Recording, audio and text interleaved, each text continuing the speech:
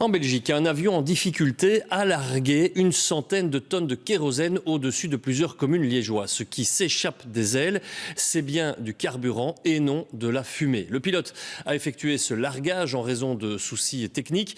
Il venait de décoller de l'aéroport de Bierzet. Mais ce carburant est donc tombé au-dessus de maisons et au-dessus de jardins. Sur place, cela dit, on n'est pas trop inquiet. Pierre-Louis Puissant et Perrine Hubino. C'est la seule image que nous avons. Le Boeing 747 lâche son kérosène au-dessus de l'aéroport de Liège. Un largage qui n'a rien d'étonnant pour les riverains. Bonjour. Bonjour.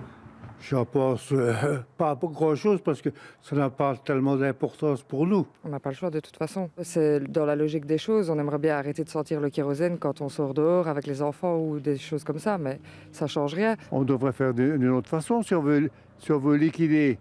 Ce matin, l'avion décolle à peine en direction de New York quand il rencontre un problème électronique. Par sécurité, le pilote décide de poser l'appareil en urgence.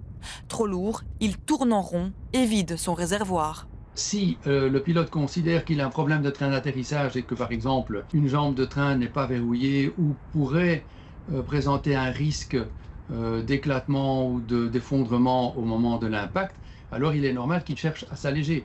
Un avion plus léger a moins d'énergie, on va dire, qu'il faudra disperser sur la piste. Pour limiter les retombées de pollution, le carburant doit être largué à plus de 1850 mètres d'altitude.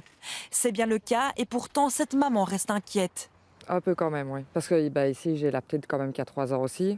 Donc on veut le meilleur aussi pour elle. Si le délestage de carburant peut aggraver la pollution atmosphérique, les retombées au sol jusqu'au pied des maisons seraient quant à elles assez rares. La plupart du kérosène va être évaporé et avec le vent, pour autant qu'il y en ait un peu, le reste va être dispersé. Après, si on fait ça tous les jours, je veux dire peut-être que ce n'est pas l'idéal, mais ça reste quand même très marginal comme quantité. L'avion s'est posé sans encombre vers 11h45 après avoir délesté 70 000 litres de kérosène. L'incident va maintenant être étudié par les communes survolées, comme Crisnay, qui entend demander une analyse de pollution.